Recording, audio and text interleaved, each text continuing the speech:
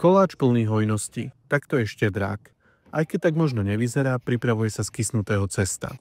Preto si zmiešaj sušené droždie s polohrubou múkou, pridaj cukor, žltky, mlieko, štipku soli a začni miesiť. Počas miesenia k cestu postupne pridávaj kúsky zmäknutého masla. Vymiesené cesto daj nakysnúť a vo food procesore z Kenwood Go Collection rozsekaj orechy. Ideme na plnky. Nie sú zložité, ale sú 4 a ty už vieš, prečo je to štedrák. Zmiešaj mletý mak s cukrom, citrónovou kôrou, vanilkou a mliekom. V ďalšej miske postupuj rovnako, len s orechmi. V ďalšej len zmiešaj lekvár s rumom a v tej poslednej už len s ručným mixerom vymiešaj tvaroh, cukor, žltka a vanilku. Môžeš pridať taktiež hrozienka.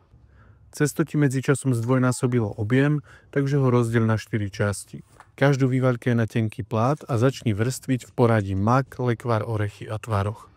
S odrezkou urob na koláči mriežku, daj piec pri teplote 150 stupňov Celzia s obojstranným ohrevom na 50 minút, popraž práškovým cukrom a máš hotovo.